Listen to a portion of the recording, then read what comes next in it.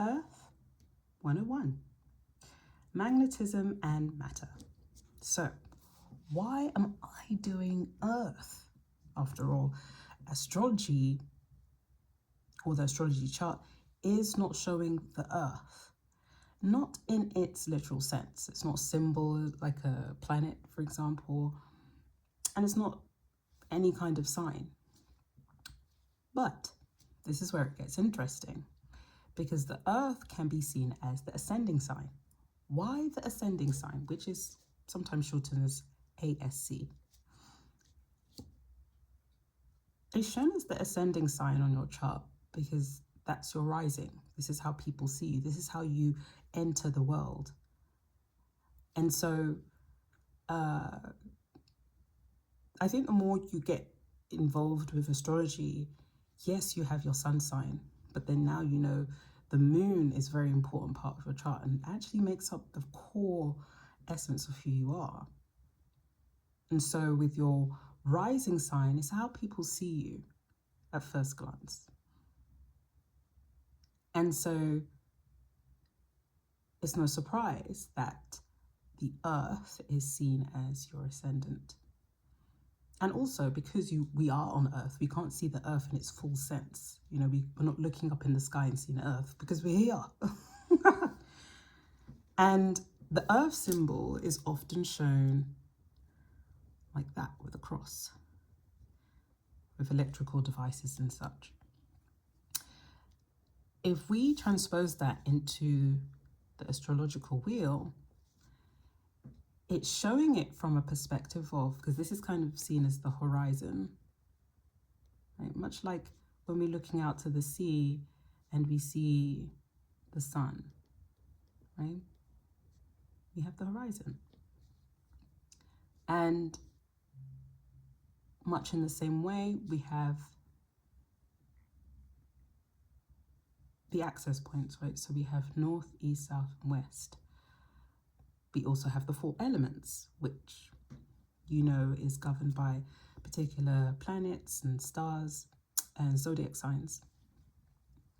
So I thought it'd be interesting to speak about Earth, to speak about the very place that we're living on and how we're being affected whilst we're on this terra firma. And so the cross could be seen as matter, the physical aspects of yourself, and the circle is the heavens. In a way, this could lead us on to the concept of the flat Earth, but let's just let that simmer a little bit. Earth in itself, amongst time, the flat earthers and the globe earthers, I don't know if that's what you call it, have been at battle for a very long time. And they're both saying, I don't know. They're saying things which, from my perspective, flat Earth is more about the astral. The standpoint or your subconscious, the planets after Neptune, the higher realms, or they're called exoplanets, right? The planets outside of the main ones that are that we can see. And I don't think it's a surprise that the Gnostics only saw the planets that we know, like Mars, Jupiter, Venus.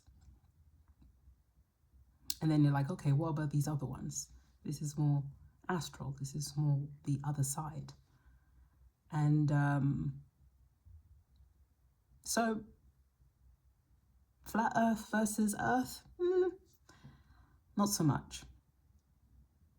Both of these people are doing, well, I would say these guys are doing more research than these guys, but I'd say this because historically there is a lot of text, Nordic text, Greek text, Vedic text, that are alluding to this idea of different realms of the earth, the 7 heavens and the 7 hells, right? No one's saying anything different.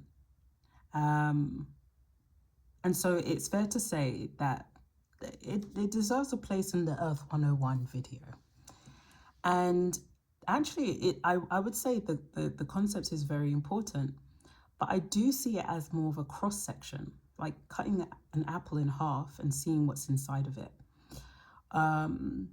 Because that's what, in terms of the more historical understanding or the more traditional cultures, they weren't focused on the planets like, oh, let's get a telescope. No, they were meditating all the time. So they were like, okay, so how can we categorize how we're seeing our liminal state, how we're seeing our dream state, how we're seeing our subconscious state? How can we categorize it? And so I feel, based on what I'm seeing here, it's more an understanding of how it's a structural way, more like a diagram, to say this is how we see the world, but not in a literal sense. This is literal. This is more to help you understand. This is more of a breakdown. And I think along the way, the theories of, well, you know, how can it be round? How can it be round? How can you? So you're saying a person sits here, right? And they can just be there. Yeah, they can just be there. Whatever. Okay, that's the flat earthers, something like that. And in actual fact, it's due to this thing called magnetism. I don't know if any of you have gone to, well, you probably have, right? Some of you have gone to places where there are spaces of huge magnetism, places that just you feel very drawn to, or things are drawing you in.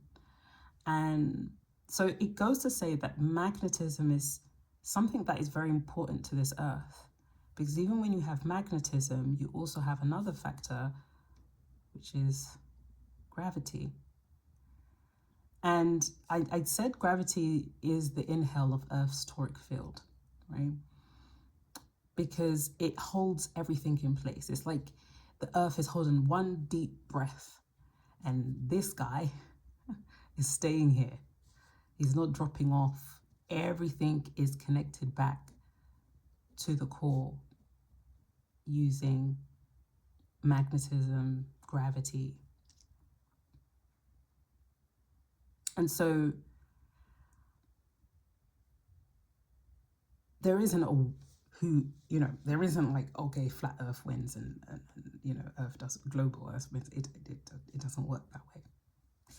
So hopefully that clears it up. And definitely I'll talk more about the understandings here, because it goes into a lot of detail, and I find it very fascinating actually that they've broke up the subconscious in this way, because maybe it will help you guys in terms of magnetism, in terms of manifestation.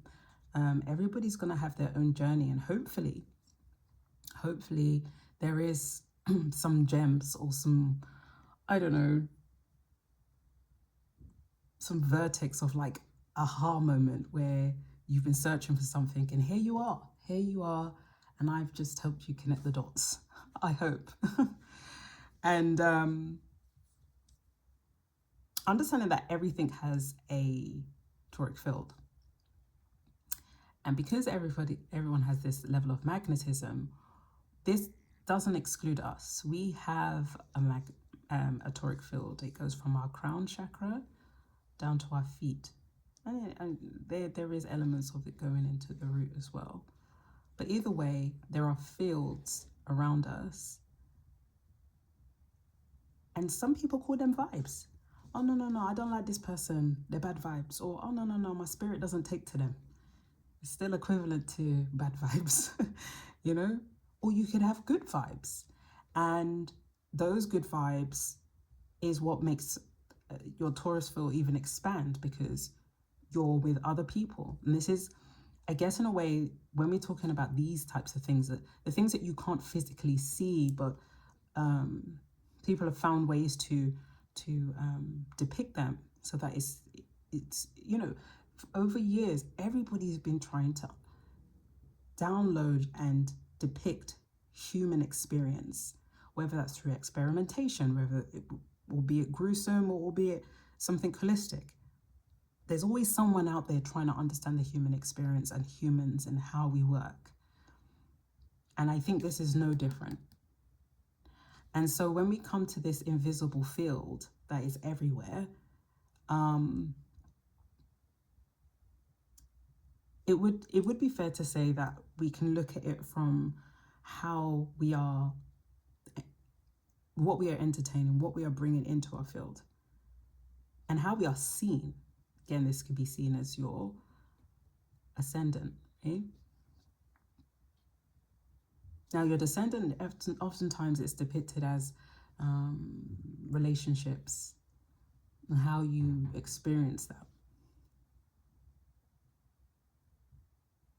But ultimately, if you see, Pisces is the feet, so it goes into the soul, comes back out into the crown.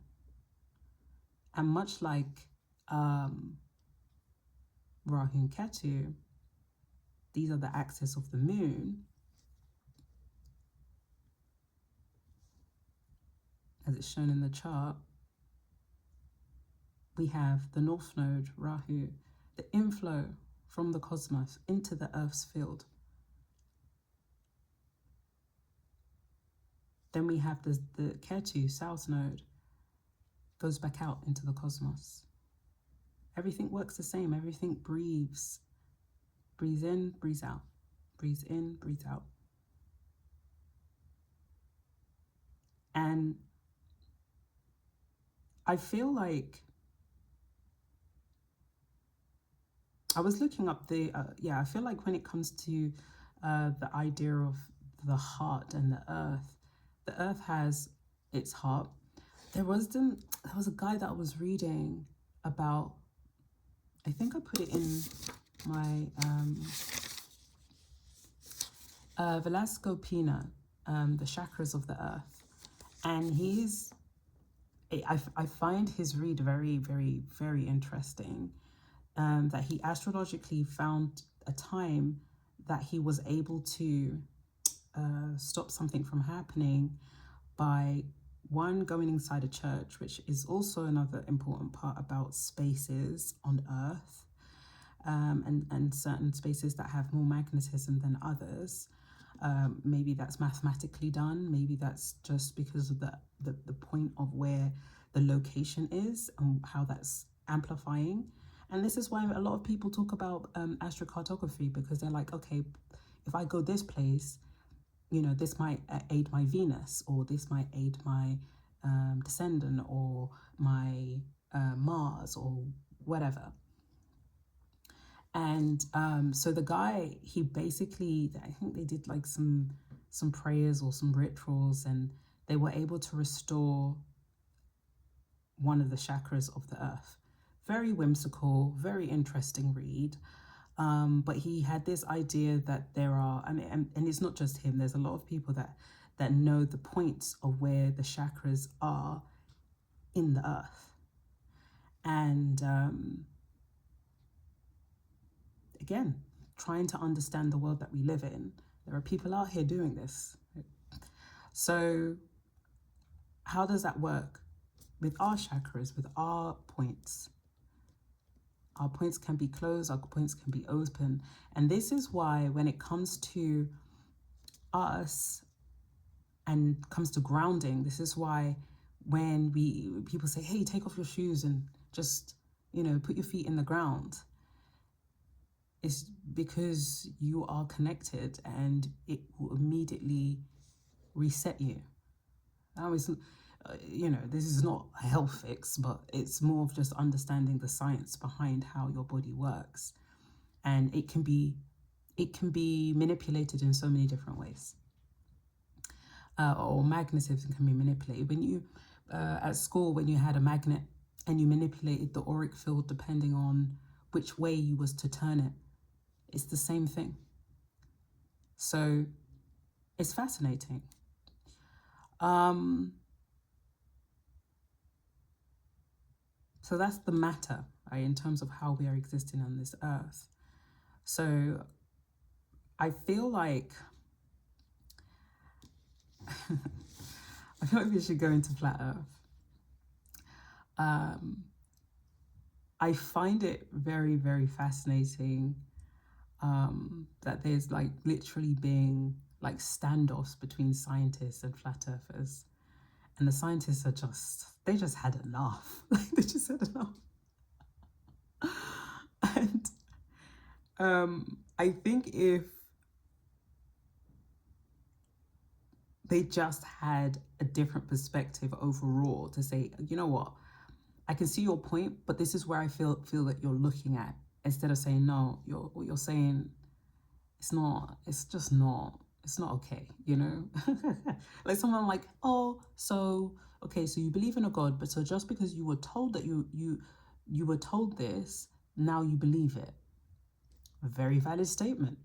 But then the flat earthers would say to the scientists, well, isn't that the same for you? You know?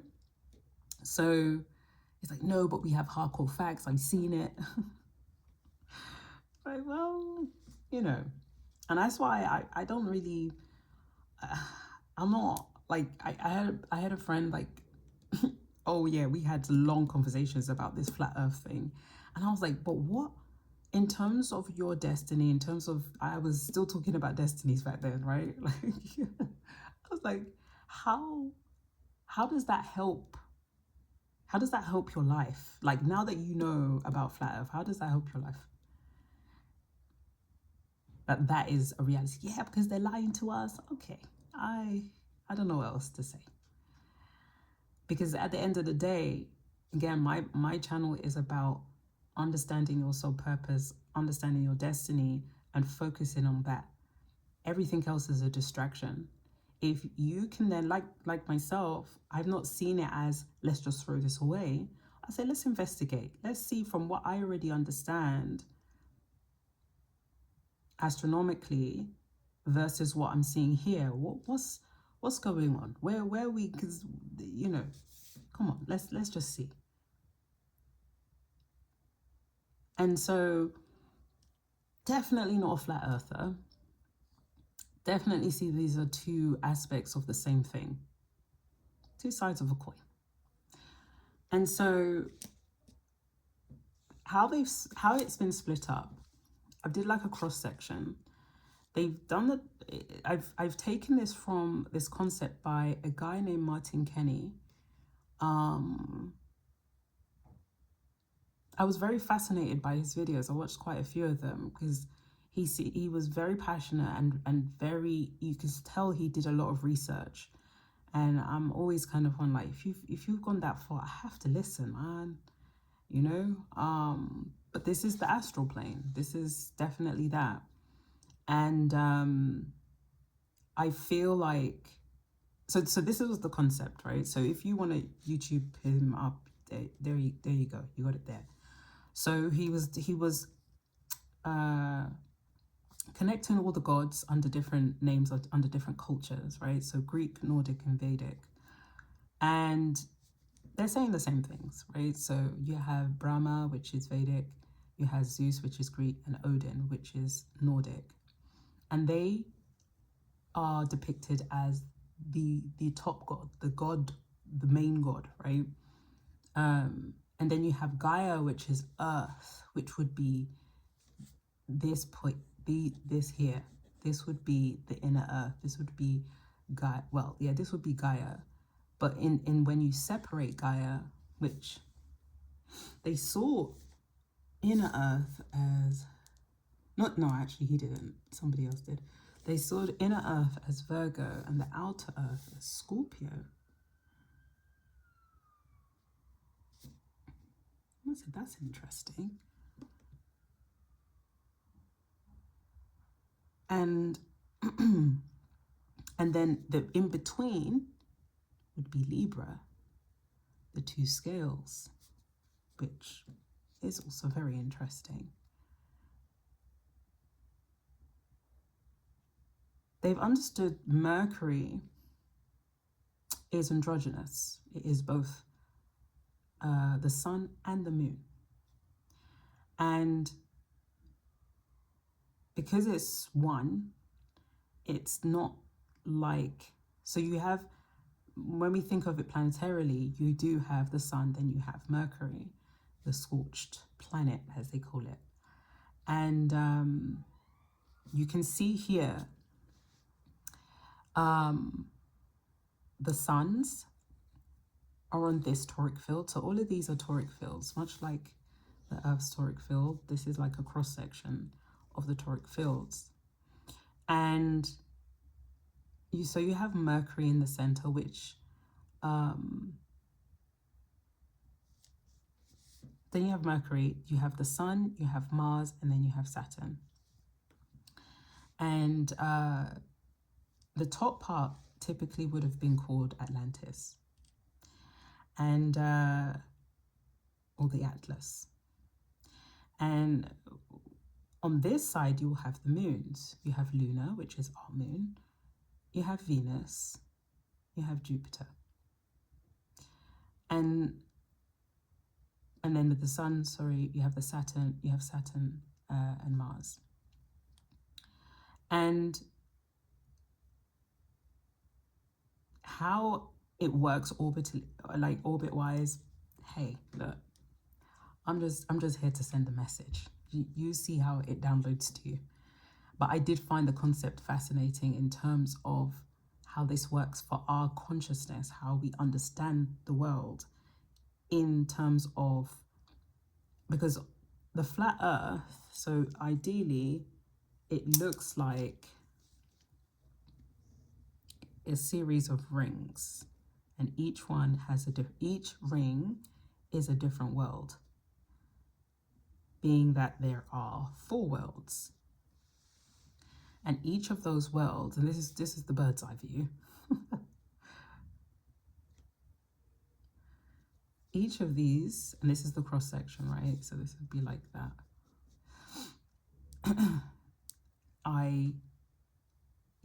They all have a toric field.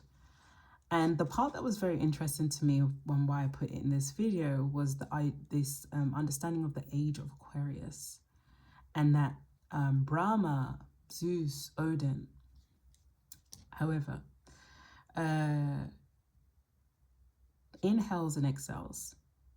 And with each inhale, that is half of a precession of an equinox. What do I mean by that? So the precession of equinoxes, or the cycle of an equinox, like the last one was the age of Pisces, or the age of Jesus, right? Where that was it was very potent, right? Jesus was kind of like any other understanding was kind of frowned upon. Whereas now, yeah, you still have people or consciousness that, or collectives rather, that are more interested in just sticking with Christianity, which is fine. But there's also some wriggle room, and has been over time, to have or question things that maybe have been taught from young. And this would suggest the age of the Aquarius. Now, the precession of equinoxes is roughly about 26,000 years. And I just rounded it to the nearest, thousands, nearest 10,000.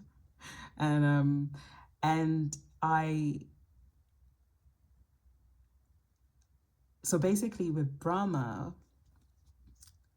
the god of this world, when he expands,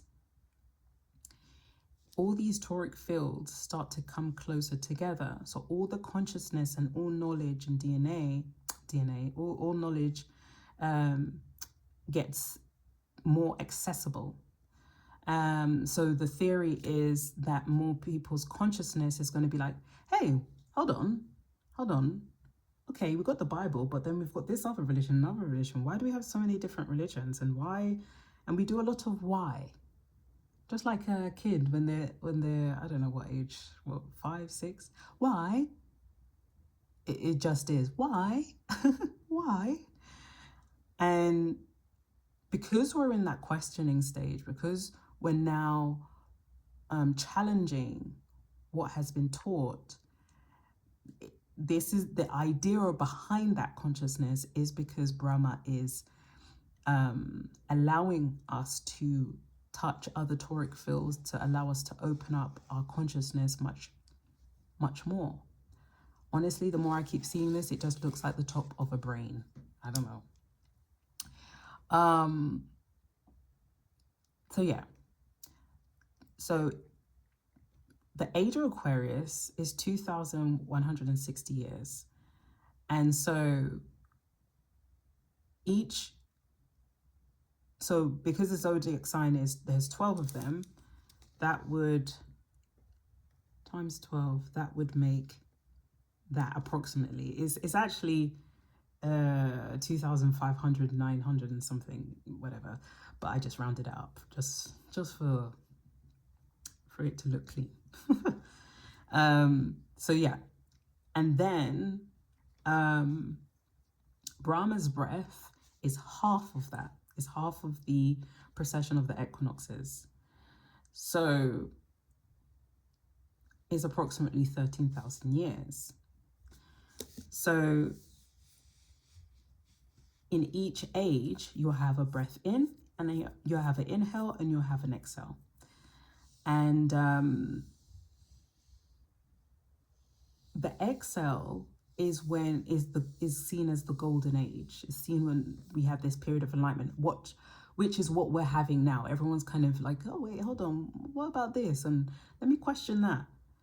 And then once it inhales, it goes back into a cycle of what they call the dark age of consciousness. And then it's like reset all over again. And there's this idea that people leave clues so that once the consciousness starts to awaken back again, they can say, oh, okay, this is what it is, this is what it is. And I think with this concept, things like, flat Earth versus global Earth, this is where we're trying to remember things, and we're trying to put things and piece them together. So fascinating stuff. And I found it very interesting. I can't remember what video I was looking for. I was looking for Pan, yeah, because Pan is the ruler of the earth in the mythological sense. And I came across Pan Ke or Pan Gu. Hopefully I'm saying that right. And the Chinese cosmogony. And then it's so Pan or Pian, the shell of an egg, and Ku is to secure. So even in their understanding, and they say it's a story. It's not. Then everyone's calling it a story. It's like, we're not saying it's set in stone, and that's fine. But it feels like everybody's saying the same thing from different cultures. That there's this shell or firmament or dome that is encasing our world, and in a way protecting our world. When we think of this, and we think of the aurora borealis, this is the very thing that it hits against. Let me see if I can do a little drawing.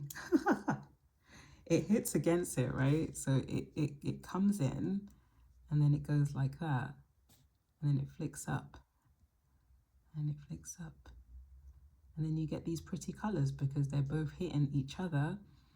And then you're like, oh my gosh, look at that. And that's the toric field hitting against, I guess, the flares of the sun, or the solar winds. Yeah. And creating those beautiful colors. So there is, I guess, the firmament, as they call it. And that would be here. So let's talk about the seven heavens. As everybody's kind of heard, there's the seven is always kind of like a thing, the seven wonders of the world, you know, the seven sisters. So let's talk about the seven heavens and the seven hells. So you have, what's the guy? Uranus. You have Uranus and you have Neptune.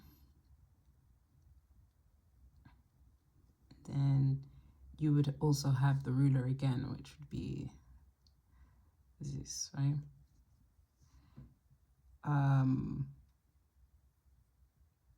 And they are the rulers of the higher heavens, right? And the mid heavens would be the just underneath the firmament. So the firmament is seen as the stars. When you look up in the sky, the stars would be here. So that would be the firmament. And so this would be the mid-heaven. And so you have then Saturn, Mars, our sun, Mercury, blah, blah, blah. Then this is where it gets interesting, because then you have the seven hells. And I was like, okay, are they suggesting that we are in hell? But anyway, I like the concept. So, you know, just take it how you want to. So the inner earth and outer earth is part of the hellish realm. And that's 1, 2, and then you have the deep, which even biblically they talk about the deep. And then you have the great ocean. And these are the 2 hell waters. And then you have the 3 hellish realms, similar to the heavenly realms, right? And but then you have Pluto, right, or Hades.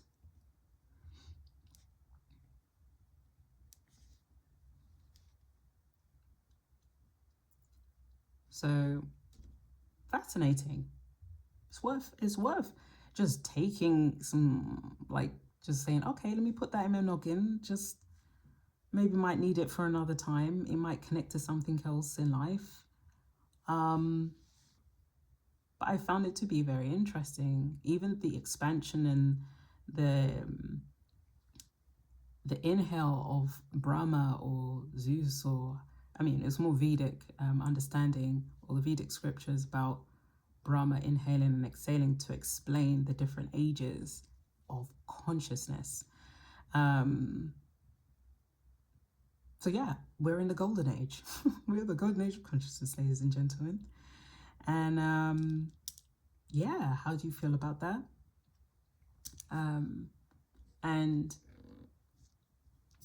I'm definitely not going into the area of like, are you a flat earther or are you a... Because that's not the point. The point is just to understand that your chart is bigger than just oh yeah, they said something about Mercury.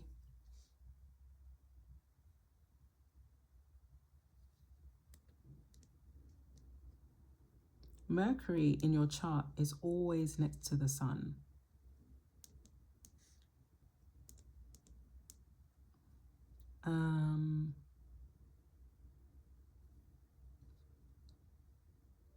Around 28 degrees.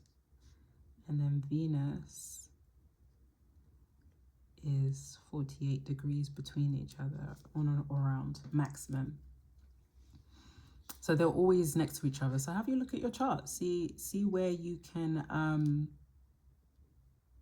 see that.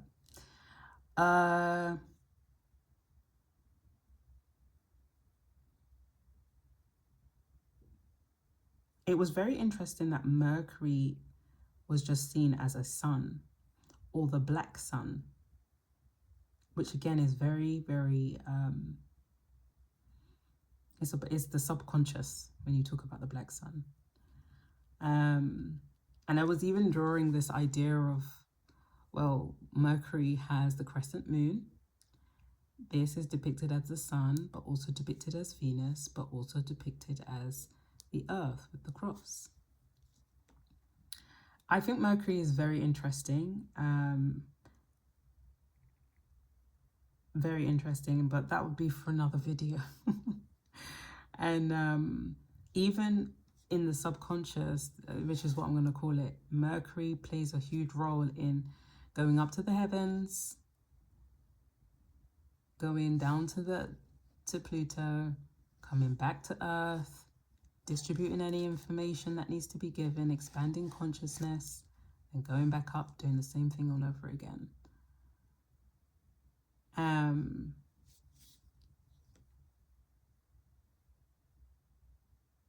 this is an old understanding with Gemini being considered, I think it's more the Hellenistic understanding of Gemini also being on the cusp of, or Gemini Cancer cusp of the summer solstice, but like they're both under the sign of the moon, which traditionally now,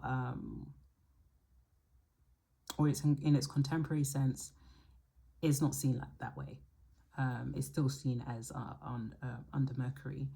But it's good to know how they portioned it, because it's almost like they know that Capricorn and Sag share Saturn under the winter solstice. So they kind of almost wanted to replicate that as well. And they say, no, these guys will share as well. They will share. And again, that's something to think about. Have a look at your chart. See where your ascending and your ascendant and descendant is. But these are all about your external focus and your internal focus, and how you're existing to the world. And everything's all connected, you know. It's fascinating. And so I kept it short and sweet, hopefully. And yeah, take care.